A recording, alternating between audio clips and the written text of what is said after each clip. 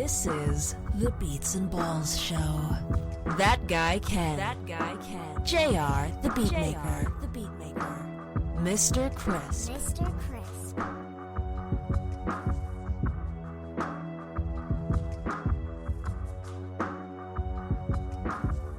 Ballers assemble. How's it going, everyone? You're tuned into the Beats and Balls Show, Season 2, Episode 2. I am JR, the Beatmaker, and I am joined by none other than that naughty boy in the corner, the other baller on the show, that guy Ken. Yo, what's good, people? How are you doing? My Yoruba chain wearing friend, please tell us what we have in store on the show today. What? Well, for one thing, I'm not Yoruba, I'm Igbo actually. So I'm an Igbo Nigerian man, always wearing my chain. You know, just gotta keep God close to my chest. So my cross is authentic, not no flashy bling bling. This is the real authentic, real deal, made from wood and just a little piece of thread. But you know, I keep wearing it, I keep it real. But yeah, today, what are we doing? We're talking about a few other topics. We've got quite a few things that we're going to be discussing today. We're going to be talking, you won't be finding us talking about tactics, even though we are talking about football. We're not going to be talking about transfer news and updates. Instead, you're going to get a little bit of our take on culture off the pitch. You know, the culture linked to music, sports, culture that's moving us, you know, all done with a good heart. For one, I am the king of hearts, but we'll talk a little bit more about that later on. Yeah, JR, I'm sure you've got lots of things that you want to bring into the show. Tell us more about what you got for us today. Yeah, so the regular features of the podcast include the socials. We always kick off with a few minutes just discussing what we might have seen on social media over the past week. We've got our little competitive mini game at the end of the show, Baller of the Week. And as that guy Ken mentioned just a moment ago, he's got a new segment coming up called King of Hearts, where he gives us a little bit of advice on living. He's the ultimate baller, so, you know, he can show us a thing or two. Or three. Yeah. So the main topic of the show this week is dedicated to a person who by now should be an iconic figure. We believe she deserves to be anyway. She's sort of captured the hearts of the world, and she's a special person, and she's done a lot over the past month. We think she's the ultimate baller. When we're nominating our candidates for Baller of the Week, our little segment at the end, there are certain attributes we look for, and we want people that have been outstanding in their field, daring to stand up to the big occasion. They raise their head up high when others drag them down. They stand up for their beliefs no matter what, they support their community, and they know their self-worth, and they deliver with confidence. So, there's one person that we believe embodies all of this and more, and we wanted to dedicate this show to her. We wanted to put more respect on her name and discuss the significant cultural influence that she is having right now. Ladies and gents, from the title of this show, I'm sure you've gathered, our ultimate baller is Megan Rapinoe. Oh, Megan Rapinoe. Oh, Megan Rapinoe. No one told me that was coming. I thought I'd throw it in there a little bit. Go on. So yeah, the captain of the outstanding USA women's team. So many accolades to her name. We'll discuss that a little bit more later in the show. First, we're going into the socials. Ken, what have you seen? Well, we're going to be discussing a few things that I've seen recently on social media that have just sort of like got us excited. Obviously, everyone knows we're going to talk about. I'm going to bring in a little bit about football, and I'm sure you all know, I'm an Arsenal supporter. I'm a Gooner, not a fan, a true Arsenal supporter. And this week we've seen some very, very discouraging news about our captain, Laurent Koscielny. So he's basically decided that he's going to go on strike, which kind of is embarrassing because everyone talks about the bad boy of football and English football being Paul Pogba. But he turned up. He turned up to training. He jumped on a plane, went to go and, you know, he's going to go and play in all the games for pre-season, even though he knows that he could be moving to Real Madrid. If he gets injured, something could go wrong. Going deep with JR and that guy Ken. I'm going to say Love Island.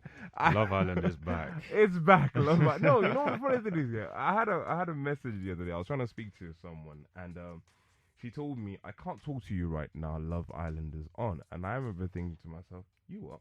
Like, what? Like, what is Love Island? Because I'm not a big fan of it. I've never really watched it. It's the first season I've actually known everyone around me to be on it.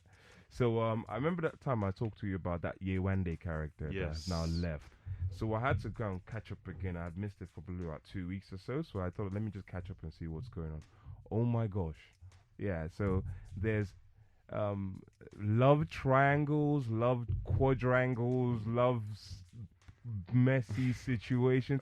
You know what? I can see why people are addicted. I watched 2 episodes back to back. I can really see why people are addicted. So you look, if you're a Love Island fan out there, all the best to you.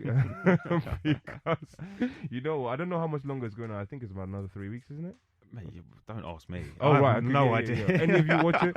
But yeah, what else have you got in the news that we can... Well, not so much sport dominated. Mm-hmm. I was going to just share a couple of things that I've seen on Twitter. So, Okay. Are you aware of Jason Momoa? I think that's how you pronounce his name. Yeah, that's the Khal Drogo. Khal Drogo. Khal Drogo. Yeah. It's Aquaman. That's the one. What's Jason done? So he's done nothing apart from have a few pictures posted online. I don't know if he posted them himself, but he's been body shamed for now having a dad bod, as people would say. Aquaman's been body shamed. Mm-hmm. Yeah. Wow. So let's. How? I mean, if anyone wants to Google these images, like Ken. That guy Ken again. Ken, should we just pause this for you? No. I'll call this back. This is a little bit of a deal for my event coming up, Truth. But don't worry, I'll call back. Yeah. Sorry, my phone always rings. You know, I got a deal to do, man. You know how it always happens. Oh man. Right. So back to the dad bod. So yeah, Jason Momoa has got currently a better body than probably 90%. Yeah, go on. Yeah. Probably 90% of men in the world. But he's better than mine. I mean, like without a doubt, better than mine. I mean, I aspire to this man. But yeah, I just think it's ridiculous, man. Like, firstly, it doesn't matter what the guy looks like. It doesn't matter what anyone looks like. Body shaming is just a disgusting thing anyway. But to have the audacity to go after probably one of the most revered men, like a lot of men would like to be him. And Question. Yeah. Yes. Is he married to? Is his girlfriend Lisa Bonet? I think he's married to her. They've got a couple of kids, you know, and she's at least a good 15 years older than he is, or something like that. I think He's married to Lisa Bonet. he's married to Lisa Bonet. Everyone should shut up. Shut up. Exactly. Leave it alone. What are you doing with your life? Exactly. Lisa Bonet is fine.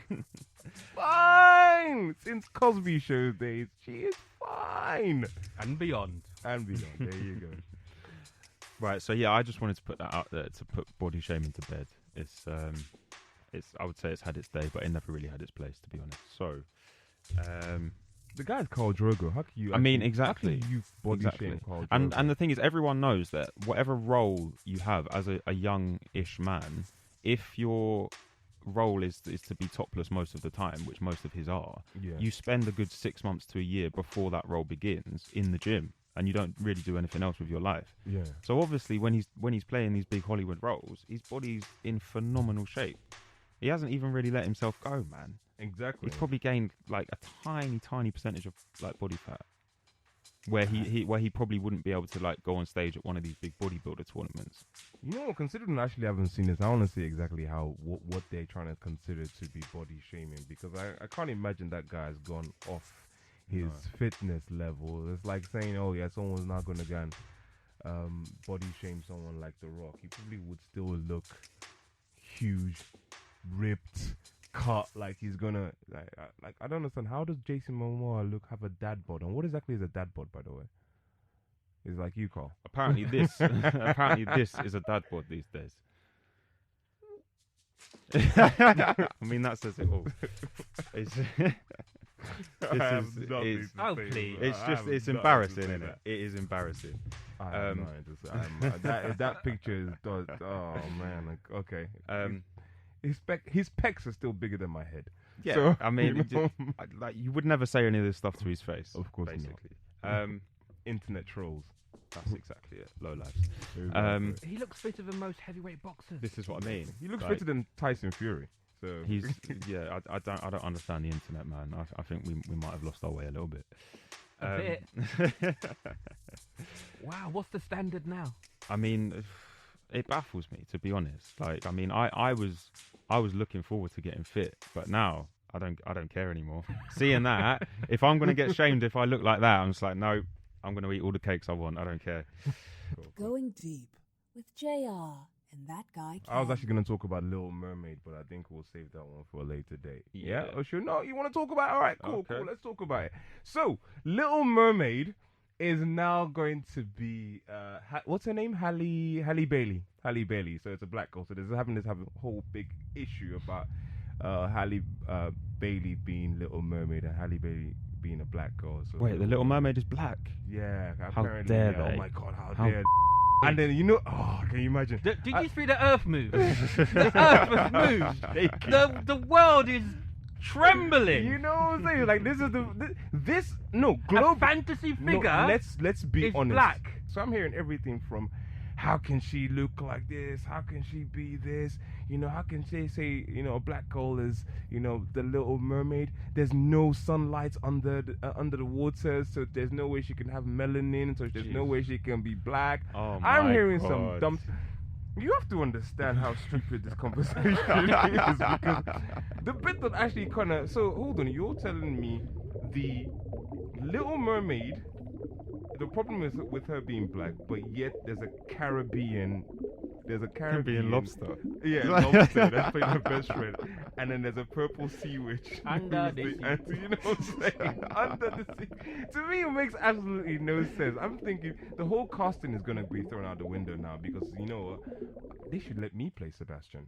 Hey, I mean, it's I should play Sebastian. I can probably come you've out done with that role. Yeah, I you think would that'll be absolutely. out. Megan Rapinoe. Megan Rapinoe. Megan Rapinoe.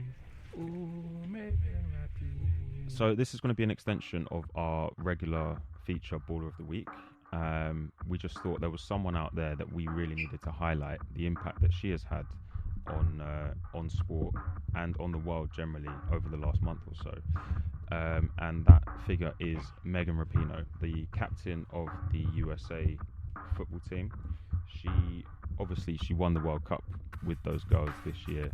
She was the top scorer. She won the Golden Ball. She was voted player of the tournament. And she, not only that, but her past achievements with the team.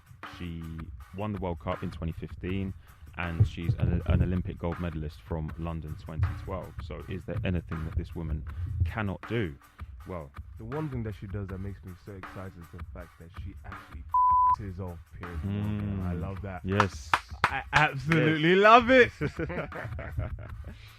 So I've got a few things about Piers Morgan actually. I was hoping that there might be a show one day where I don't talk about Piers Morgan, but that's before Piers. Can we please talk about Megan? Okay, go on. Let's talk about Megan. Okay. Don't taint Megan with Piers' BS. Yeah, of course. Okay. So, off the pitch, she stands for a lot of movements, right? So she campaigns for equal pay for women's sports. She campaigns for equal rights for everyone in general. She's a prominent LGBTQ plus figure, and she loves to acknowledge the struggles of the everyday American. All right, she doesn't prejudice against anyone just because she's got her own personal fight going on. Right, so obviously her main concern could possibly be the rights of gay women in America, but she doesn't do that. She encompasses everyone and highlights the fact that the American system only works for a select few individuals, and those are the elites, the rich white men, basically. So in her speech at the New York City Hall during the parade after the final, she said, "We have to get better. We have to love more, hate less. We have to listen more and talk less. We have to know that this is everybody's responsibility. Every single person here, every single person who's not here, every single person who doesn't want to be here, every single person who agrees and